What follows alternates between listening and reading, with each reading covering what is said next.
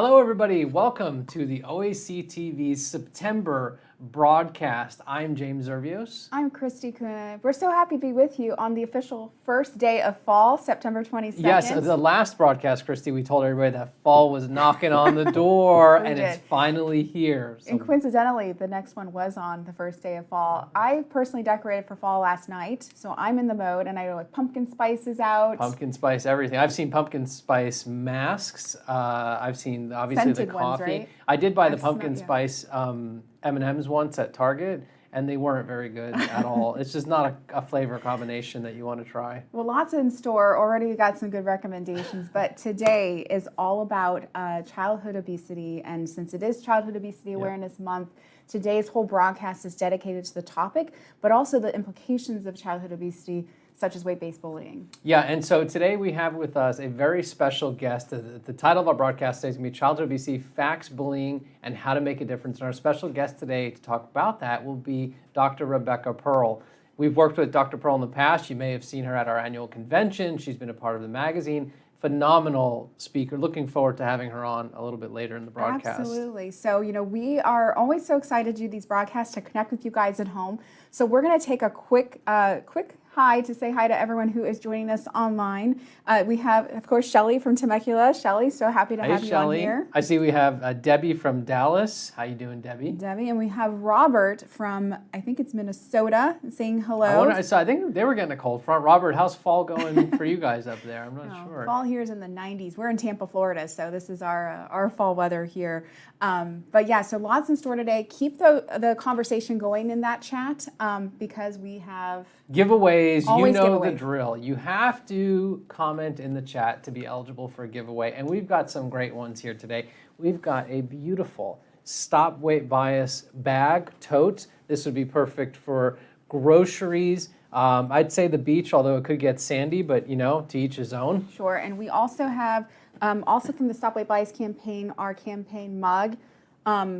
Great, because fall's coming. You can put your cocoa in here, your coffee. I know we have lots of coffee drinkers out there. So keep those comments going so that we can make sure you may be one of the lucky winners of this giveaway. So I think it's time we can dive into kind of the first part of what we always dedicate this broadcast to, is just some updates, keeping you all informed of what's happening. And I think we should start with advocacy first. Yeah, and so TROA, you guys often hear us talk about the Treat and Reduce Obesity Act, but Christy, this is a pretty big update here. I mean, we've got a lot of exciting news in store for the Treat and Reduce Obesity Act. We have officially broken 100 co-sponsors on this very important legislation. That is a huge benchmark as we continue to work with our legislative leaders to try to advocate for this very important legislation.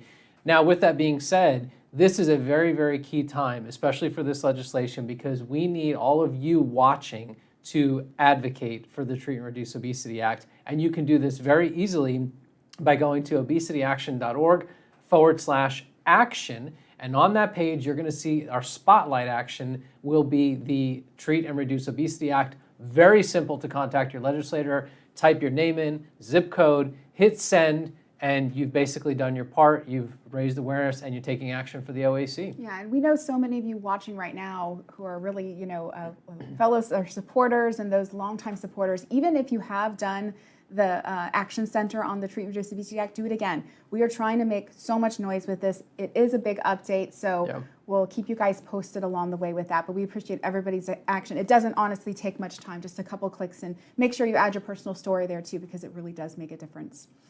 So shifting gears a little bit, we also want to let you guys know about an upcoming event and educational opportunity, and that is in the form of OAC Health Talks. We did debut our first health talk just a couple months ago, and it was really well received. So our second one is officially taking place October 14th at 7 o'clock Eastern. So make sure it's October 14th at 7 o'clock Eastern. It's going to feature the topic on why moving more and eating less is not that simple solution to obesity. And I think this is something you hear that all the time. All the time. And we're so lucky and excited to have Sarah Muntel, who is a registered dietitian, but has been a long time, amazing supporter. She writes for our magazine, speaks at convention, just works, just her everyday life in the patient community. So yeah, she's phenomenal. I mean, Sarah has been around with OAC for many, many, many, many years. She's yeah, so a great if you're contributor. interested in this topic, please sign up in advance. You'll get those alerts when the event is taking place. And you can do that at obesityaction.org/health talks. And it's free. I think it's good and important to mention. This is one of the free educational initiatives that we offer. So definitely do that. And it'll be live streamed on October 14th at 7 o'clock Eastern. We'll look forward to that. Yeah. Last week was a pretty big week for obesity in general. There were two big reports that were released. One was from the Trust for America's Health, and the other was a CDC report. Now, Christy, I know we've always talked about these reports internally here at OAC, and we do actually leverage a lot of the content from them because they are very, very valuable reports.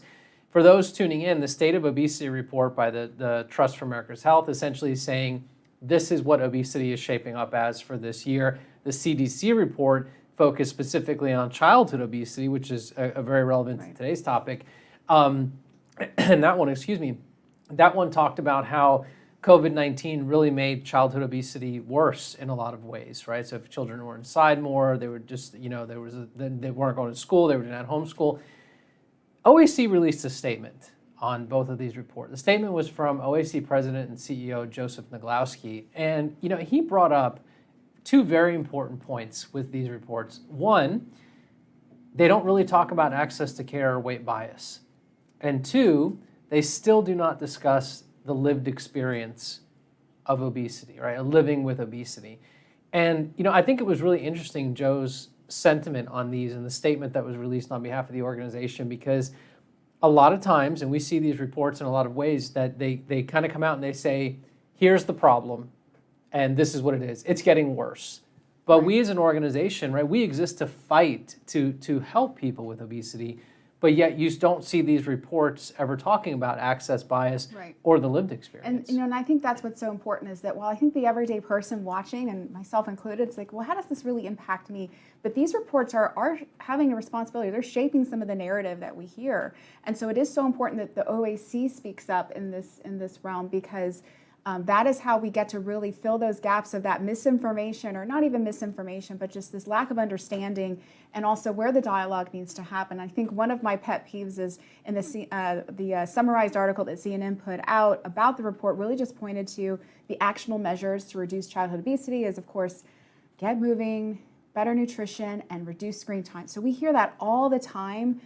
But we know that there's so much more to it. It's so complex, and sometimes it's a little short-sighted that we see. So I was really happy to see the OAC speaking out on behalf of folks to make sure that the narrative just keeps changing. That's how we really put that pressure on. Yeah, I mean, you hit the nail on the head, and we're actually going to talk a little bit today about, and this is a great segue for our next update that you can speak to, about how that lived experience is so valuable and so important. And it's short-sighted, I'll be honest, it is, to just keep saying, eat less, move more, whether it's adult obesity, but you see it so much in childhood obesity. It's the same one. Less screen time, get them a soccer ball, and get some healthy vegetables on the plate, which, okay, yes, we all know that physical activity and nutrition are important, but it's still watering it down way too much. The dialogue definitely needs to change, and so that's why, during September, which is Childhood Obesity Awareness Month, OAC has that opportunity to kind of shape the narrative. And one of the ways that we are doing this is focusing on one of the implications of bias in children, which is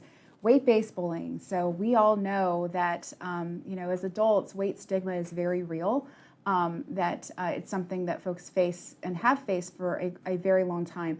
But we focused our efforts this month on really looking at the implications also of weight-based bullying. And so we've launched a fundraising campaign to support this effort, because OAC is very committed to ensuring that all these conversations continue, but we provide the right support and educational resources to those needing it. And one of these great examples is one of the stories that was shared for our fundraising campaign was by a young person named Seth. And Seth is, I think, a 6th grader, and so bravely shared his story. You can see a little bit of this shared here, but really his experience was just that he had faced weight-based bullying as a young person. He's obviously grown up a little bit more, but how it's really stuck with him and how it really just made his self-image something that was not positive.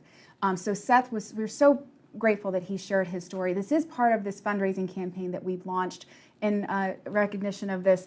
You might receive this in the mail pretty soon, so this is the solicitation for it, but really does have Seth's story on the back here, but really highlights the issue of childhood obesity and why we really all have to come together and to have those resources, the support that's needed, and to advance the policy measures as well. So kudos to Seth for sharing. And I think what's so valuable about that, because it's available on the OAC website, right? So if you go to obesityaction.org, you can read Seth's story and even his mother's story. Definitely go to the donate page as well to donate. But it really speaks to the importance of the lived experience, and so, especially from somebody who's younger, where all of these reports that always come out about obesity, and we're going, we picked on the CDC report a little bit. They again, it's here's the problem, but to actually connect it with somebody like Seth and his mom, really, I mean, I read his story. It definitely pulls at the heartstrings, and it makes it real. And it makes it something that you understand that, okay, we got to do something about this. And to support all of this, you can do this by a tax-deductible donation to the OAC for our efforts. You can do this at obesityaction.org/donate. We really appreciate your support in this measure. And of course, this month really brings that to the forefront, but it's something that's worked into our mission each and every day. So we appreciate your contributions with that. But, I do think this all kind of segues into our main discussion today, and we're going to get Dr. Rebecca Pearl on in just a second. But really, today's all about childhood obesity and also the impacts of bullying and that. So we have a poll that we want you guys to take to give a little insight to this and keep this conversation also going in the chat, because we can see some of your reflections and such. So maybe, James, why don't you talk about the Menti poll? Yes, so we did this last time, right? It was a little bit, it was kind of fun. We did who's your favorite host. I think Christy won. I'm still getting over that, but it was all my mom. Today it was all. Yeah. Today's a more serious poll. So we want you to go to menti.com. That's the website that you're going to go to. You can do it on your phone. You can do it on your laptop, tablet, whatever you're doing, and you're going to enter code 61057966. You can see the code on the screen there as well, 61057966. Tell us if you experienced weight bias or bullying as a child. Where did you experience it? Are the choices, I think, here are in school by your peers, family, was it in healthcare? And then again, we have school teachers here, because we actually have heard through our public surveying here at OAC that oftentimes people will say, well, I was bullied at school. And we often think, well, that must be another kid that's bullying. But we know that's not true. I mean, we've heard stories of teachers bullying children as well. And it really just speaks to how pervasive weight bias can be, especially for kids. So go to menti.com, enter in that poll code, and please answer the question, because we're going to talk about the poll results with Dr. Pearl in just a little bit too. We'll see those in a second. So I think we'll segue and keep doing, you can do that poll anytime, so keep those results coming in. But let's talk about the issue of childhood obesity. And I think it's important to talk and distinguish that childhood obesity and the epidemic, that those call it, is different than weight-based bullying. But just a couple statistics that we know that childhood obesity affects more than 18% of children, and so it's making it the most common chronic disease of childhood, which is just astounding. And it goes without saying that child obesity is not about eating less and moving more. Right, so that's something that we as an organization believe, and we try to kind of move beyond that narrative. And those common things we talk about, less screen time, parents need to be more involved. We're going to talk about all this with Dr. Pearl in just a second. But it truly is something. But if you talk about bullying, the offshoot, right? The offshoot of childhood obesity is then the bullying that comes along with it. And so when we look at the bullying, we know that at least 30% of girls and 24% of boys have reported peer victimization, right? So being bullied by peers at school. And weight bias is different for children than it is for adults, right? So I think at OAC, we always talk about bias in the realm of adults, but then we're going to talk about a little bit in children. And I also think what's interesting, we had a conversation with Dr. Pearl leading up to our talk today, also the internalization of weight bias for children, and how does that stick with them throughout life. Very, very interesting stuff we're going to talk about with Dr. Pearl in just a moment. Well, let's go ahead and bring her on, but I do want to encourage that conversation, your own experiences, reflections. It's a great place to share them. It's helps others too, because they're probably not alone. But with that, I think it's time we bring on our expert for today. And so we're pleased to welcome Dr. Rebecca Pearl. She is an assistant professor at the University of Florida Department of Clinical and Health Psychology, and as mentioned, She is one of those go-to experts on weight stigma. Yes. And has been a convention speaker and involved with the organization for several years now. So we're so happy she took time out of her day to join us in this discussion. So welcome, Dr. Pearl. Happy to have you here. Good afternoon. Thank you so much for inviting me to join you today. Yeah. Well, thank you for being here, Dr. Pearl. And I think we can kind of jump right into it. I know you've been listening along with us as we started today, and we talked a lot about weight bias in children versus adults. How does weight bias and stigma differ with children than it does with adults? Well, it can differ in a couple of ways. One, the source of stigma, who are the people who are teasing or bullying, and then also the nature of those experiences. So to start with the sources, you've already talked about in just the options for this poll that school and family are often the major sources of weight stigma for children because that's usually the center of their social world. While adults may have a broader range of different people in their lives that they may experience stigma from. So both adults and children often do report family and friends as primary sources of stigma. But as you mentioned, teachers or people in the education system can perpetuate weight bias. Healthcare professionals can also take part in stigmatizing children. There's not as much research on that as there is with adults, but certainly from clinical experiences working with adults, many do report remembering experiences as children of receiving harsh words from a doctor that might have been the first time that they really felt self-conscious about their body, or may have prompted them to explore unhealthy dieting practices. So while there's less known about the effects of healthcare experiences on stigma in kids, it is likely that it's highly prevalent as well.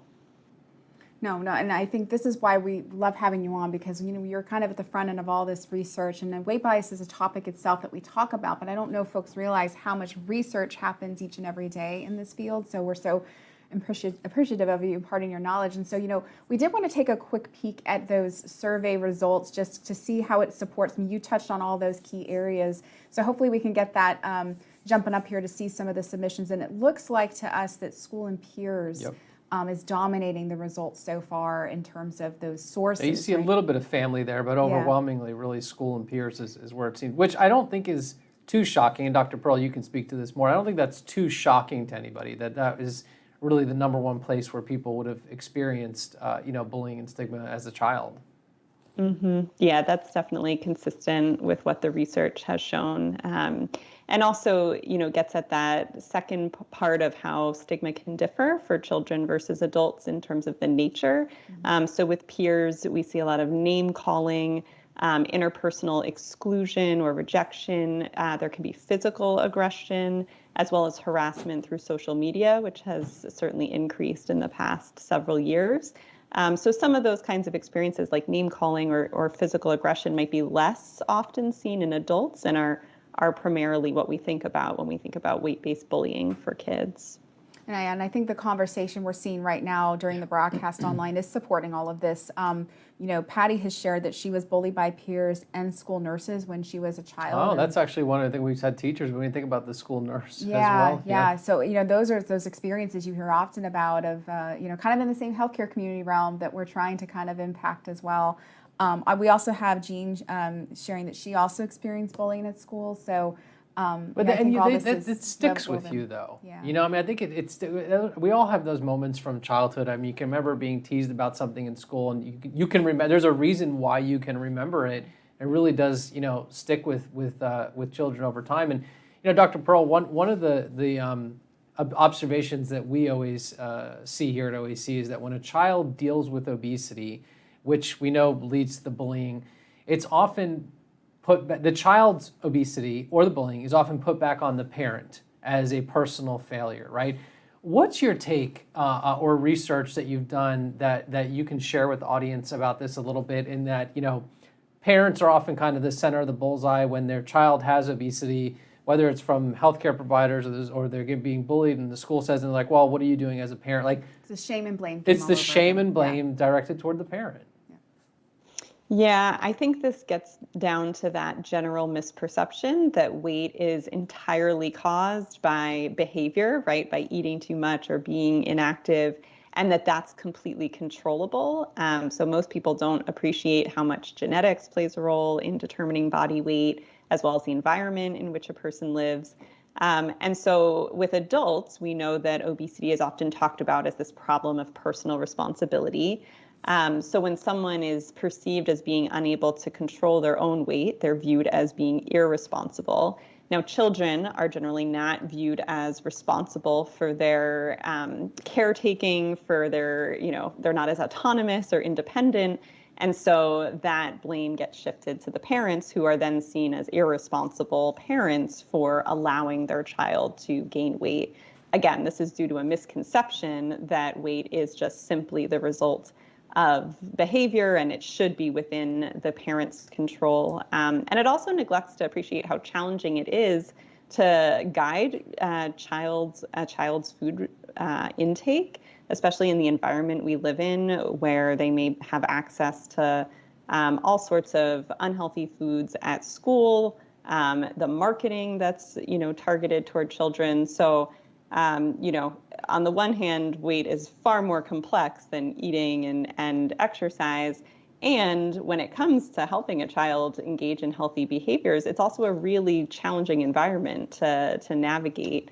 So I think that is at least one reason why parents are getting this blame of this misconception that it should be within an individual's control. Yeah, I think you hit it right on the head in the very beginning, talking about this societal perception that it's all based on behavior and willpower, and this blame game too is one that we often like to play somewhere. And I think it's important, worth noting, we've had some great sharing as you were talking, and Dr. Brown, I think this is Dr. Alan Brown, who's also been a presenter, and you probably maybe are familiar with his work, but I know he's a champion of the fact that childhood obesity is a disease, just like it is in adults. And we know it's a little bit different in certain ways, but it is a disease. And I think talking about from that perspective and the complexity, I think that's the short-sightedness just to think it's just about that reduced screen time. Kids aren't getting outside playing anymore. It's so much more than that, right? And I think you, Christy, brought it up a very interesting point too. And actually, Joe in the chat brought up an interesting point as well, is that they're two separate issues, right? So childhood obesity and then the weight bias and bullying. And Joe actually said the role of social media as a mechanism of delivering stigma is worth acknowledging. Now, this is very true. And actually, Faith Ann Newsom, who we work with a lot at OAC, she's a part of the Stop Weight Bias campaign. Colleague of Dr. Pearl's now in some respects. Colleague of Dr. Pearl's at UF. Faith, during the Stop Weight Bias campaign, she shared something very valuable in her vignette, which we shared last time, was that social media, years ago, social media didn't exist, right? So the bullying happened at school, but home was the safe space. Now, the bullying follows you. It follows you when you leave school. It's on Twitter, it's on Facebook, it's on Instagram, it's on TikTok, whatever it is. So just, again, recognizing how that is like really nonstop. And I think this has, I'm curious about your thoughts on this with internalized weight bias. We spend a lot of time, external bias is very rampant, but internalized bias, I know, is an area that you focus a lot of your research on. And so I think what Faith's story, when she shared that, was a lot about that not only does the bullying follow you, but the internalized bias follows you. So I'm curious, you've done some research on this. So what can you say to the internalized bias within kids and how it kind of follows into adulthood as well? Yeah, well, it starts young. So there's, been research that kids as young as preschool age already start to show signs of weight bias. They prefer leaner. Can you hear me? Okay. Yep. They prefer leaner children to children with a higher weight in terms of friend preferences. And measures of internalized weight bias have been used in children as young as 6 or 7 years old, and do show evidence that these negative attitudes and stereotypes can be internalized at a very young age. And that can happen through direct experiences of bullying, or just through absorbing all the societal messages in children's media programs, in social media, through overhearing adults talk about weight in a negative way. Kids are listening, and they understand when people are giving messages about weight that are negative. And it does stick with folks for a long time throughout adulthood. So my colleagues and I have done some research showing that adults who report that their first experiences of weight stigma happened in childhood have higher current levels of internalized weight bias as adults.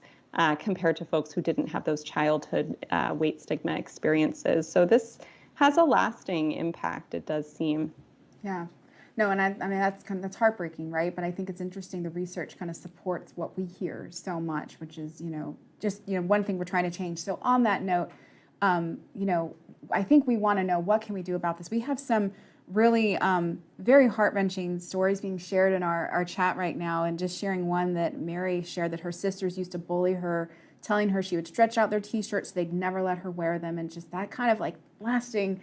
Yeah, I mean, lasts look for such a long time. Jean says here, my sister was bullied because of my being overweight. She was not even overweight at all. Yeah. I mean, see, like a sibling to sibling there. And I Yeah. think it's a great, it really is an interesting way to try to round this out a little bit. So for people that are tuning in, people that are going to watch this broadcast at another time, what would you tell them if they have a child that's dealing with, obesity and bullying in school or anything like that? What kind of advice would you give them? Maybe some key takeaways for folks.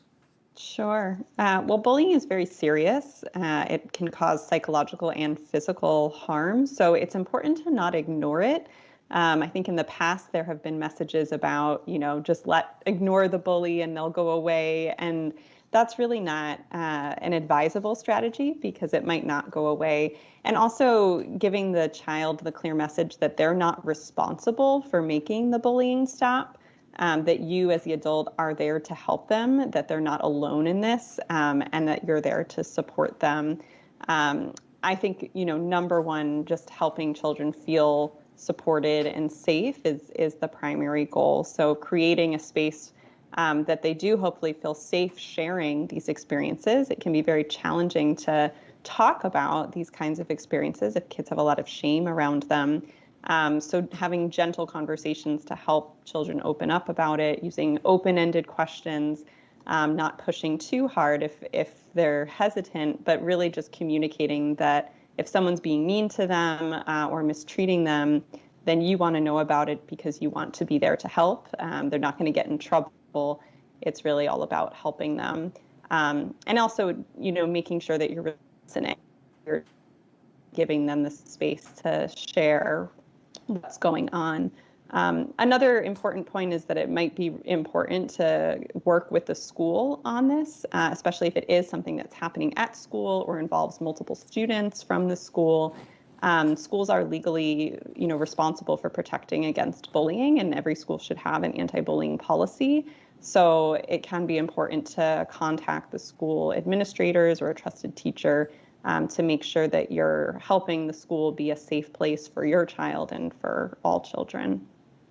No, great takeaways there. And I think I remember when we were meeting about this, just really talking about this issue. One thing you also suggested was kind of having this conversation, be more proactive in it rather than waiting for the incidents to occur, right? And having that open conversation, just to talk about, any experiences, any observations from children's perspectives before any of this, really kind of comes to surface. And having that dialogue is so, so important. So I stuck onto that whenever you mentioned that in our earlier conversations. Yes, absolutely. And that applies to any form of bullying, but certainly if you are concerned that weight-based bullying might be an issue, you can ask about specific settings in which you might be worried it's occurring, like how was gym class today? Exactly. Yeah. Or, in general, have you ever seen anybody else be treated poorly? Have you ever seen other people be mean to other people? Has anyone been mean to you? Those kind of open-ended questions to start to gently go into that conversation. Well, all amazing information today, Dr. Pearl. We want to thank you so much for your time, for all of your hard work in this area, and we look forward to working with you in the future. Likewise. Thank you so much for having Dr. me. Pearl. Take care. Bye. Yeah. There's some great feedback and insight from Dr. Pearl, really speaking to the severity of this issue and what people can do about it. And I think people watching right now, they're maybe asking, well, what can they do right now? Yeah, and certainly, there are so many things that Dr. Pearl pointed to, supported by research. I think that's something important to note. OAC would, we're trying to be more on the front lines with these issues, especially with this awareness focus so much. I mean, I think we're trying to shift that narrative a lot. So within that, we would really appreciate your support through our donation campaign we have going on. And you can easily donate by going to our website to support this effort to reduce childhood obesity stigma, bullying, and working towards those efforts. And you can do that at obesityaction.org/donate. Yeah, and you've heard us talk so much on these broadcasts about the OAC's Stop Weight Bias campaign, a great resource to learn more about bias, and you can be part of the solution. So if you haven't checked that out yet, go to stopweightbias.com, sign up to be part of the solution, and get more involved in what we're doing to help stop weight bias, especially in children. Yeah, and it goes without saying that education is so important. Yeah. We always promote this message in almost everything that we do, but in this situation, getting yourself armed with the knowledge and the facts and the statistics, spreading the word about those resources that are available. We have several to choose from at the OAC's website. You can check those out, and really just being vocal on the issue, is crucial. Yeah, I mean, it's like we always tell people, even with adults, right? You have to be your own advocate. Mm-hmm. So you have to be the one to speak up for yourself. And if you're a parent, you have a child that's dealing with bullying in school, find out if the school has anti-bullying policies. I know my wife is a teacher here in the state of Florida. I asked her, I said, does your school actually have policies that they specifically list weight as a form of bullying? And she said, yes, they do, right? So those policies are in place. A lot of parents don't know that, right? So you have to ask your school if they have those policies in place, especially if your child is dealing with bullying. Talk to the school, talk to the teacher, the principal, the guidance counselor. I mean, there are so many resources that you can really go to try to help your child. And I think you mentioned it to Dr. Pearl, and I'm a huge advocate of it, is the communication. Yeah. You have to have that communication to know what's going on. Yeah. So, and that goes with the schools as well, since yes. Our children spend so much time at school away from us, and so much is happening. And but yeah, it's great takeaways along those lines. Be more proactive. Be more vocal about this. It is okay to talk about the concept of weight. I think that's part of the problem, is that we feel like we can't really, it's because of the stigma attached to it, but this is our time to be bold. So we hope that you guys have picked up on a few key things that you can start doing to be part of this solution, not to steal your campaign for a moment, speaking of the campaign, it's giveaway time. Which let's do it. The items today are from the Stop Weight Bias campaign. And so we have our winners coming in here just in a second, but I think the mug has a saying on it, Christy, and the bag does too. Our words and actions matter. #Stop Weight Bias, right? I mean, whoever wins it, you'll see it there. You're really teasing this one up for everybody at home. We have great merch. And did you know if you don't win one of these items, you can buy them.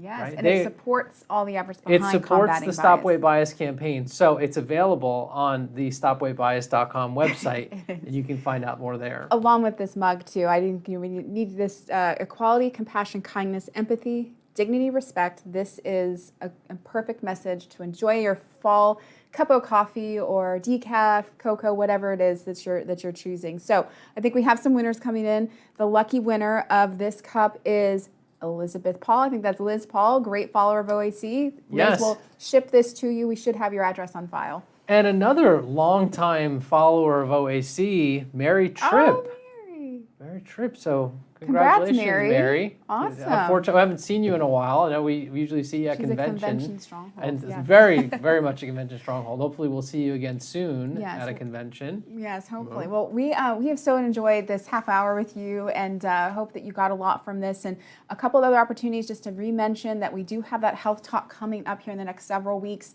Thursday, October 14th, 7 o'clock Eastern. Go to obesityaction.org/health talks to sign up. You'll get your notifications, reminders that way, and you'll definitely want to take part. And it's free, so no reason not to attend. And you can also have some great conversation during that live stream as well on our YouTube channel. Yeah, those are great. The one we did with Robin Pashby, Dr. Pashby, is phenomenal. Very, very good. I know Sarah's going to be excellent as well. Yes. And speaking of future things, our next broadcast will be Wednesday, October 27th, and it will be spooky. I have no idea what that means. Are we going to dress up for that? Special Halloween episode. I think so. I mean, maybe comment in the chat. Comment in the chat. What would you like to see us dress up as? There's some ideas floating around the office. And I heard there's going to be a little set decor going on for spooky time. Maybe. But yeah, it is that last week in October, so mark your calendar. Same time. 1 o'clock Eastern. But until then, we certainly hope you get involved in all of our efforts. Get involved in our fundraising campaign. It's so important. And keep raising your voice. Treat, Reduce, Obesity Act, all those takeaways.